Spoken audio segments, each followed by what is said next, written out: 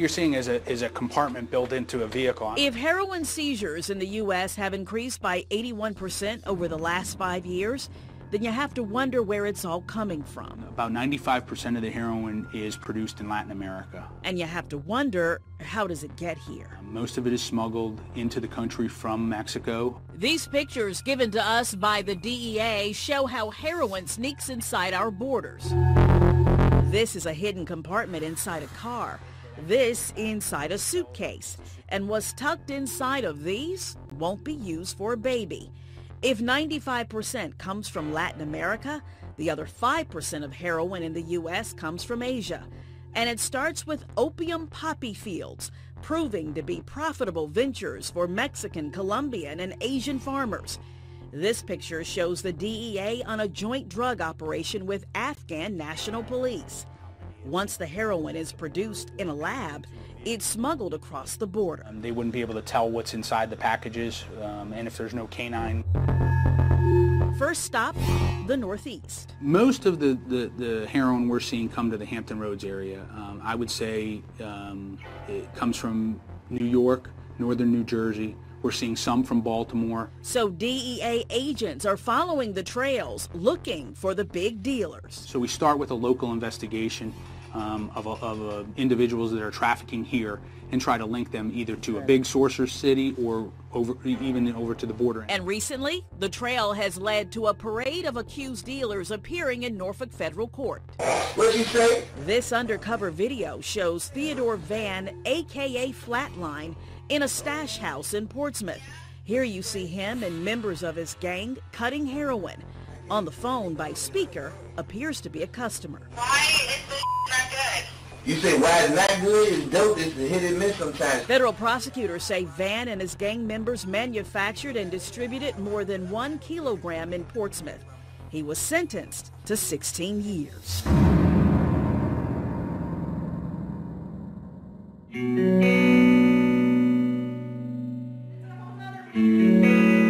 They say there is no real recovery.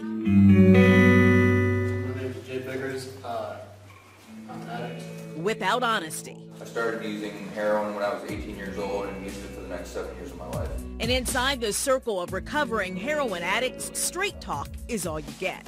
My life went from house, a job, almost away. Don't do drugs, that don't work. Wrapped around the different stories is the same pain of addiction that nearly ruined all of their lives. This is their second, in some cases third, fourth, or fifth chance. On the wall, the names of those whose chances ran out. When we talk about Virginia has, 700-800 overdose deaths, it's a number to most people. These are our friends and our family. We really know these folks. We go to funerals every week. Hanging on their every word, Attorney General Mark Herring, who's visiting the MacShin Foundation, a full-service recovery community organization in Richmond. He's put together a 5-point plan for combating heroin and prescription drug abuse in the state, and is even shooting a documentary on heroin. That's the camera crew you see. Any thoughts about what we can do? Today, Herring sits alongside the front line of the addiction battle. And we do have to look at this from every single perspective we possibly can. I was introduced to opiates when I was a senior in high school. I graduated top 60 of my class with a 3.8 GPA. Brandy later went on to be charged with 13 felonies for prescription fraud. Stas, healthy and better today, leaving yesterday behind, and when an overdose almost killed him. I would go to my dealer and be high for 30 minutes, and then I would do it all over again 3 or 4 times a day. I started using heroin at age 17. Honesty, who is now the CEO of MacShin, and 8 years clean, spent many years struggling. Showing me how to not use, how to just get out of my bed to go use the bathroom without shooting heroin. Like, I didn't even know how to do that. And Reese, just out of rehab. How long you been out now? Been out for 2 days. 2 days. 32 days. And he's struggling. All he thinks about is opiate use right now. Kristen lived in a tent in the woods and begged on the streets for money to buy heroin. Recovery has given me not only, my dignity back, my self-esteem. When we sit down to talk with Herring, I am not about to shy away from a difficult problem. he is happy to explain the progress his plans made in the last year.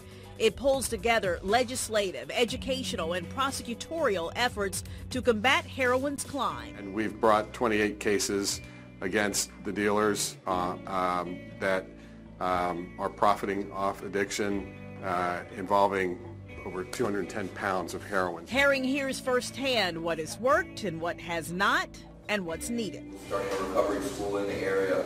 And honestly, I believe Virginia should have several of these schools, at least one or two for each region. It's a good session, each one feeling a little more empowered and grateful for today's special guest. Attorney General with his favorite item.